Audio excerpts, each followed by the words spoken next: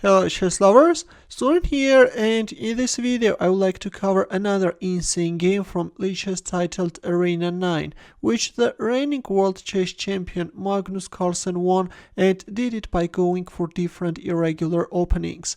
Of course, those games are not instructive, even can serve as a harmful example for kids, but they are raising a huge interest, and just for fun, let's go for it and see what happened on the board.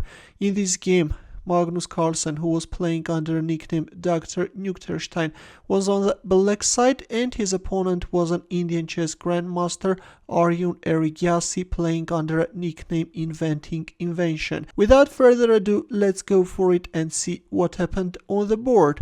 Inventing Invention opened up with Knight f3 and c6 by Carlsen, g3 and f6. This is the start of his crazy idea, and previously in one of my videos I have already covered that typical setup. White proceeded with his normal development, bishop g2, queen a5, white castled kingside, queen h5, d4 and king d8. Look at this, guys. With his last move, white is freeing the e8 square for the queen, and now the queen, which has passed a long road, is going to land on e8 square. I'm calling this craziness castling with a king and a queen. Of course, this gives white a huge advantage, but let's see, can white realize his advantage? e4 was played and queen e8, and from here Carlsen will try to consolidate his position. d5. In here, white's plan should be simple. As black king is stuck in the center of the board, white should try to open up the position as soon as possible and organize a quick attack. But the interesting thing is that instead of thinking about the safety of his king, this time Carlsen played h5. Yes, guys, he's trying to launch an attack on the king side, c4, and this time h4. He's sacrificing a pawn in order to open up the h file. g5 is on the board.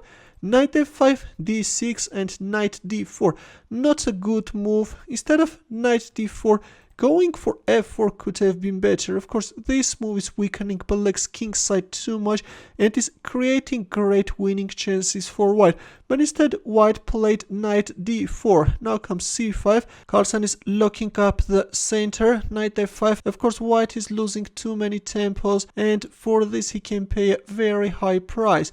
Knight h6. We have the exchange of knights on h6. Knight c3, g4. After which we see the exchange of dark squared bishops, rook e1, queen h5, and now it's black who has created dangerous threats. Queen takes h2 is the threat, that's why white responded with h4, neutralized the threat, but did it in the cost of losing the h-pawn.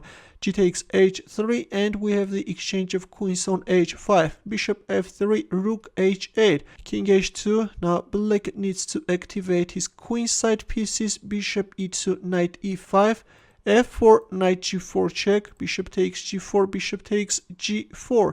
Knight d1, king d7, Carlsen is connecting the rooks, knight f2, bishop f3, e5, f takes e5, f takes e5, and rook f8. Now comes e6 check, king c7, rook e3, which is a terrible mistake and is giving black winning chances. Can you find Carlsen's next move? Ready? Of course he went for it. He captured the pawn on d5 and attacked the white knight, after which white's position is hopeless. Knight d3 was played, but here white lost another pawn. Bishop takes c4, and now let's see how is Carlsen going to realize his advantage.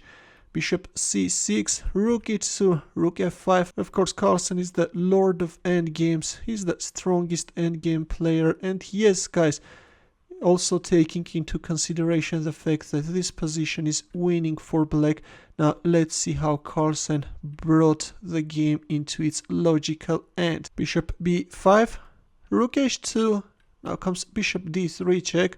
The bishop is coming to support the c-pawn. Rook h1, white is covering the first rank, but now the a-pawn is marching forward to support the b-pawn. Bishop h7, knight f5, white is trying to block the bishop's diagonal, but now comes the b-pawn, b3, guys, and it's over. King d3, this time rook g3 check is on the board, king c4 and b2, after which white resigned.